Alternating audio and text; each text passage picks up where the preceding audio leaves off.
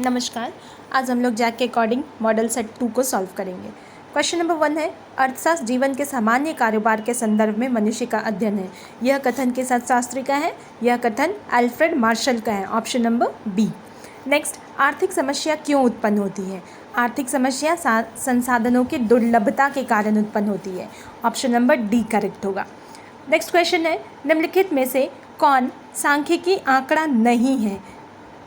सांख्यिकी आंकड़ा नहीं है, डैट मीन्स भारत में बाढ़ से हर वर्ष कई लोग बेघर हो जाते हैं। ये क्या है? ये बस एक वाक्य, एक सेंटेंस है, इसमें बस बताया जा रहा है, लेकिन इसमें कोई भी डेटा हमें प्रोवाइड नहीं किया जा रहा है, इसीलिए ये सांख्यिकी आंकड़ा नहीं कहा जाएगा।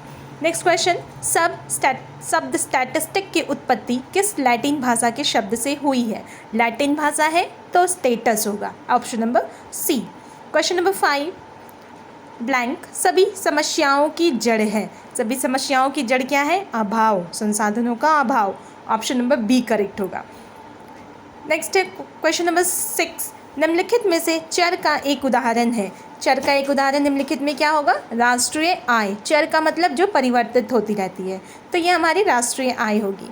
अगला क्वेश्चन है 7 नंबर, प्रतिदर्श सर्वेक्षण से क्या लाभ है? प्रतिदर्श सर्वेक्षण से क्या लाभ है? यह कम खर्च में हो जाता है, कम समय में हो जाता है, कम प्रगणक की आवश्यकता पड़ती है।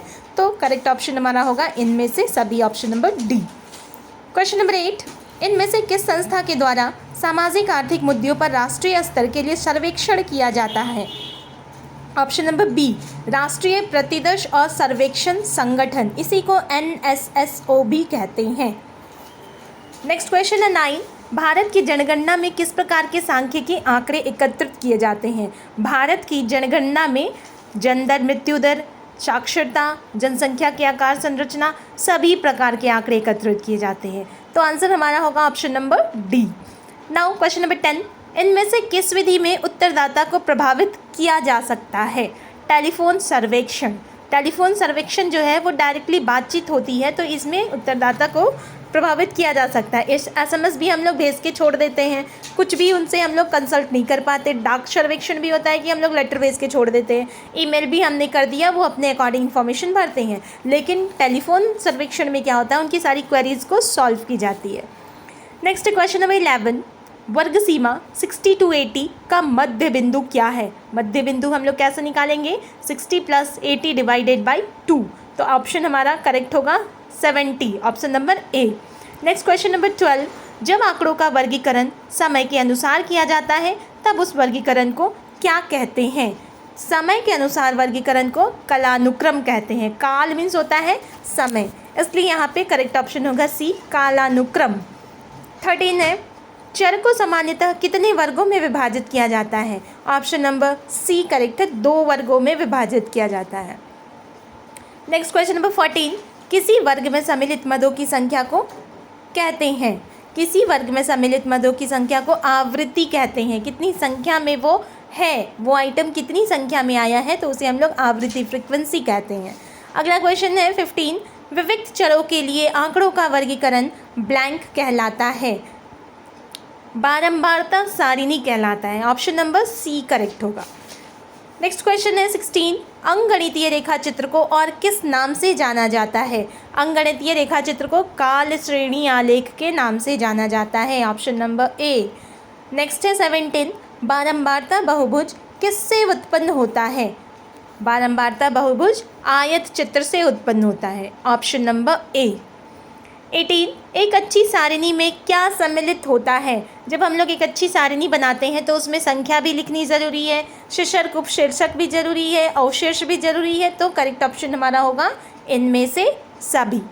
नेक्स्ट 19 क्वेश्चन, आंकड़ों की अमूर्तता कम करने तथा उसे अधिक मूर्त व आसानी से समझने योग्य बनाने के लिए आंकड़ों के प्रस्तुतिकरण में कौन सी विधि उपयुक्त होगी? अमूर्तता का मतलब होता है जटिलता, उसकी जो टफनेस, उसका जो सिंपल बनाने के लिए कि वह आसानी से सभी को समझ में आ जाए, क्या जरूरी होती है? तो यहाँ ऑप्शन नंबर सी करेक्ट होगा, आरेखी। नेक्स्ट है क्वेश्चन नंबर 20, आंकड़ों के प्रस्तुतिकरण के लिए ज्यामितीय आरेख के अंतर्गत ब्लैंक आता है। क्या आता है? बारंबारता बहुभुज। 21 है, आंकड़ों के प्रस्तुतिकरण के लिए 21 है, मलमल किस वस्त्र का एक किस्म है? मलमल सूती वस्त्र का एक किस्म होता है। अगला है 22, धन निष्कासन सिद्धांत का प्रतिपादन किसने किया? धन निष्कासन सिद्धांत का प्रतिपादन दादा भाई नौरोजी ने किया था। 23 नंबर, निर्यात अतिरेक से क्या तात्पर्य है? अतिरेक का मतलब होता है अधिक होना। निर्यात अतिरेक हो रहा है, डैट मीन्स निर्यात अधिक हो रहा है। किसकी तुलना में? आयात की तुलना में। तो हमारा ऑप्शन करेक्ट कौन सा होगा? बी, आयात की तुलना में निर्यात का अधिक होना। नेक्स्ट है 24, औपनिवेशिक भारत में साक्षरता दर कितनी थी? औपनिवेशिक भारत में साक्षरता दर 16% से अधिक थी। 25, भारत में सर्वप्रथम रेलगाड़ी किन दो स्थानों के बीच चली थी? भारत में सर्वप्रथम रेलगाड़ी बम्बई और पुणे के बीच में चली थी। 26, पूंजीवादी अर्थव्यवस्था का आधार क्या होता है? हम लोगों ने पढ़ा है कि पूंजीवादी मीन्स प्राइवेट फर्म होते हैं। प्राइवेट फर्म क्यों काम करते हैं? अपनी पर्सनल प्रॉफिट के लिए। तो यहाँ करेक्ट ऑप्शन होगा निजी लाभ।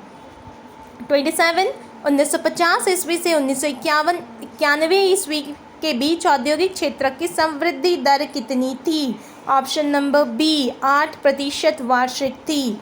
28, पूंजीवादी अर्थव्यवस्था में उसी वस्तु का उत्पादन होता है। कौन सी वस्तु का उत्पादन होता है? जिसकी बाजार में मांग की जाती है, जिसके उत्पादन से लाभ होता है, या विदेशों में जिसकी मांग की जाती है। यहाँ करेक्ट ऑप्शन होगा इनमें से सभी। अगला है 29, भारत की पंचवर्षीय योजना की संकल्पना किस देश से ली गई थी? यहाँ पे आपका ऑप्शन है अमेरिका, चीन, ब्रिटेन, रूस। भारत की पंचवर्षीय योजना की संकल्पना जो सोवियत संघ से ली गई थी। तो इन सभी ऑप्शन में रूस है जो कि सोवियत संघ में इंक्लूड किया गया है। तो यहाँ करेक्ट ऑप्शन होगा डी, रूस। 30, परिप्रेक्ष्यात्मक योजना के लक्ष्य को प्राप्त करना होता है। 5 वर्ष में, 25 वर्ष में, 10 वर्ष में या 20 वर्ष में? 20 वर्षों में प्राप्त करना होता है। नेक्स्ट 31, स्वतंत्रता प्राप्ति के पश्चात भारत में किस योजना की शुरुआत हुई? स्वतंत्रता प्राप्ति के पश्चात भारत में पंचवर्षीय योजनाओं की शुरुआत की गई। अगला है 32, जीडीपी की गणना में किस क्षेत्र के उत्पादन को शामिल किया जाता है? जीडीपी की गणना में उद्योग, कृषि, पर्यटन सभी को शामिल किया जाता है, लेकिन वो अपने देश के अंदर का होना चाहिए। नेक्स्ट है 33, भारत में हरित क्रांति को दूसरे चरण का काल माना जाता है। कौन सा समय है जो कि दूसरे चरण का समय माना जा रहा है? तो यहाँ ऑप्शन नंबर बी, 1970 के दशक के मध्य से 1980 के दशक के मध्य तक। 34, औद्योगिक नीति 1956 के प्रस्ताव में उद्योगों को कितने वर्गों में विभाजित किया गया? हम लोगों ने पढ़ा है उद्योगों को 3 वर्गों में विभाजित किया गया था, प्राथमिक, द्वितीयक, तृतीयक। नेक्स्ट है 35, विदेशी ऋण क्या है? विदेशी ऋण क्या होते हैं? जो विदेशी संस्थाओं से सरकार लेती है। तो यहाँ ऑप्शन नंबर सी करेक्ट होगा, विदेशी संस्थाओं से सरकार के द्वारा लिया गया ऋण ही विदेशी ऋण होता है। 36 है, 1980 के दशक के अंत में उत्पन्न आर्थिक संकट से बचने के लिए भारत को IMF ने कितनी राशि ऋण के रूप में दी थी? करेक्ट ऑप्शन है $7 मिलियन। 1980 में जो आर्थिक संकट हुआ था उस समय IMF ने भारत को $7 मिलियन राशि दी थी ऋण के रूप में। 37 है, नई आर्थिक नीति 1991 में उद्योगों के लिए लाइसेंस की अनिवार्यता को जारी रखा गया।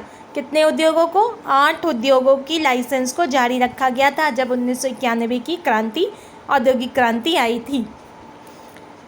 नेक्स्ट है क्वेश्चन नंबर 38, HCL टेक्नोलॉजीज़ किस प्रकार की कंपनी है?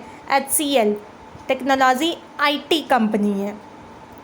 39, कंपनियों के द्वारा किसी बाहरी स्रोत से नियमित सेवाओं को प्राप्त करने की प्रक्रिया क्या कहलाती है? बाह्य प्रापण कहलाती है। जब बाहरी स्रोत से कुछ प्राप्त किया जा रहा हो तो बाह्य प्रापण होगा। Next and last question number 40, Bharat में LPG नीति से लाभान्वित नहीं होने वाला क्षेत्र कौन सा है? भारत में LPG नीति से लाभान्वित नहीं होने वाला क्षेत्र है वित्त क्षेत्र। तो ये इकोनॉमिक्स का सेट नंबर 2 आज कंप्लीट हुआ। अच्छे से तैयारी करेंगे सभी। धन्यवाद।